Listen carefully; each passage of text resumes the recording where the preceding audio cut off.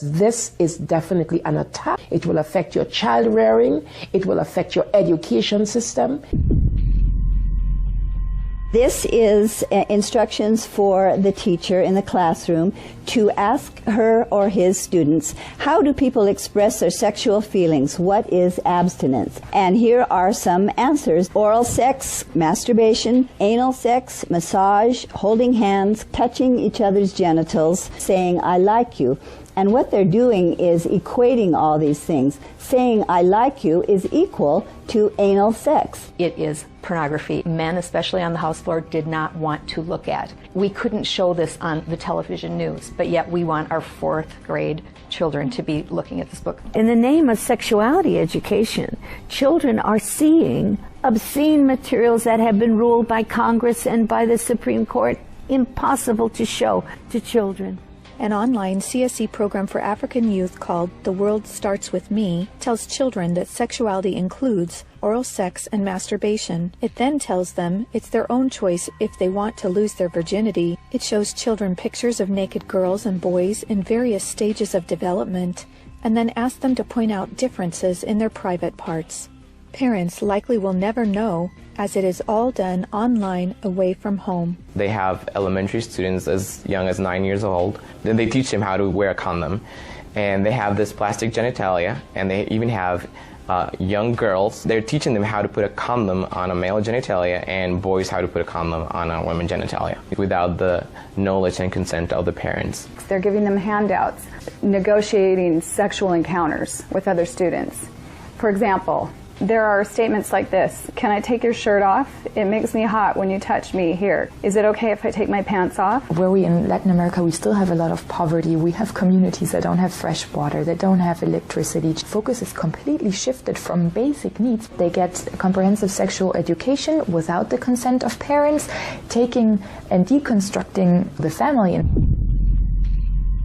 My brother Luigi and I had an opportunity to go to the United Nations and give a speech on the UN floor. I told them how Planned Parenthood was passing out a booklet for HIV-positive youth at the United Nations called Healthy, Happy, and Hot. This is for the kids who have AIDS. It teaches about sexual pleasure through masturbation, with same-sex partners, and even if you are drunk. This pamphlet called Healthy, Happy, and Hot tells young people that you have the right not to disclose your HIV status to a sexual partner if you're not comfortable. It also tells young people that are HIV positive that if they decide with their partner not to wear a condom, that's their decision.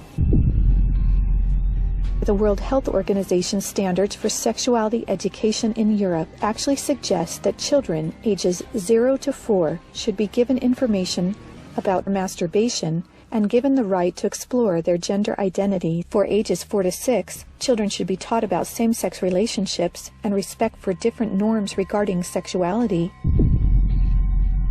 The interests of organizations like UNFPA and IPPF is to get parents out of the picture and to radicalize and sexualize children. UNFPA has tried to convince my country to change our positions on issues such as reproductive rights and comprehensive sexuality education.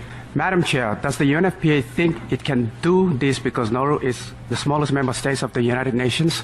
The Nigerian government was actually told by the Western countries that if they do not give in, that they would be denied foreign aid. On page 89 of a UNICEF-published Sexual and Reproductive Health Manual, UNICEF listed situations in which one can obtain sexual pleasure that included sexual responses directed towards inanimate objects, animals, minors, and non-consenting persons. In the context of the Sustainable Development Goals that determines the agenda for the next 15 years, the voice is very, very biased. It's just International Planned Parenthood Federation and their affiliates have a direct influence on the outcome documents, on what is established, what is negotiated at the UN.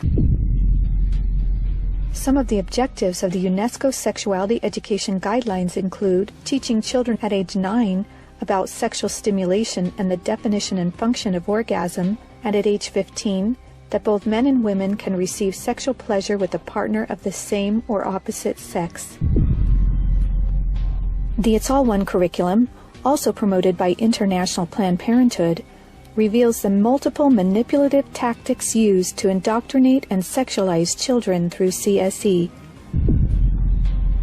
Like other CSE programs, It's All One claims, among other things, to be evidence-based, comprehensive, human rights, gender-sensitive, and culturally appropriate education that will increase young people's responsible decision-making, to reduce adolescent rates of pregnancy and sexually transmitted infections, including HIV. It's All One, however, like most CSE programs, is really just cleverly disguised abortion rights, sexual pleasure education, masquerading as human rights, gender, and sexual and reproductive health education. It aggressively promotes abortion. With over 112 references to abortion, It's All One has an obsessive focus on sexual pleasure, mentioning sexual pleasure 62 times. It promotes multiple sex acts and instructs children on how to stimulate themselves or their partner to orgasm. To explore their readiness, children fill out a worksheet that infers children are ready to have sex when you are feeling sexually attracted to the other person, and when you're feeling comfortable about telling the other person what feels good sexually. It teaches that human rights encompass sexual rights, including alleged rights to all persons to sexual expression and the right to seek sexual pleasure. Hooking children on sex is a multi-billion-dollar business for Planned Parenthood and other similar organizations. This is because children, or prospects, once sexualized, become Planned Parenthood customers, dependent upon their services. Comprehensive sexuality education programs are disguised under many names. They may be called comprehensive sex or sexual education, education on human sexuality, reproductive health education, information on sexual and reproductive health, family life education, teen pregnancy prevention, rape prevention, anti-bullying programs, HIV/AIDS prevention, and sometimes even abstinence or abstinence plus education. CSE programs usually falsely claim to be age-appropriate, evidence-based, healthy sexuality education that will prevent teen pregnancy, sexual abuse, STDs, and HIV. One of the handouts that concerns me the most is called the Genderbread Person. They teach that gender is a spectrum, that you can choose to be whatever you want. You could be all female one day and the next day feel like you're neither female or male. Frankly, it's confusing. It's mental molestation. We're confusing these kids as to what they are. From a medical perspective, when sexual freedom is the priority, then sexual health is going to suffer. There are laws in Oregon where children as young as 15 can get taxpayer-funded sex changes without parental consent. You can't have an aspirin at school without parental consent. However, a student could make these life-altering, permanent decisions without their parental knowledge or consent. Sexual rights, sexual education movements began with Dr. Alfred C. Kinsey. Kinsey actually had pedophiles measure with a stopwatch how many children could achieve what he called orgasms within a 24-hour period. Today, comprehensive sexuality education is based on this philosophy that children are sexual from birth, created by Kinsey. Say no to CSE! Say no to CSE! We've got to stop it. We've got to use everything at our disposal. We have to stand together to stop this attack against our children. And they have all this funding and this organization, but we know that if we stand together, we can do something for the family, for the children. We stopped the Kinsey sexuality education program in Croatia. It is time for parents to say, no, my family is mine. My wife is mine. I am hers. Our children are ours.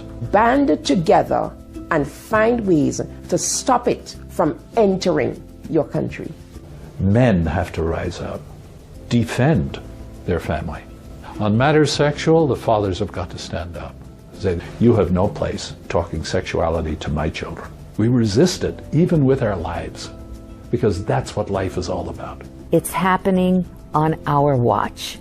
If we don't do something about it, it is all of us that carry that guilt.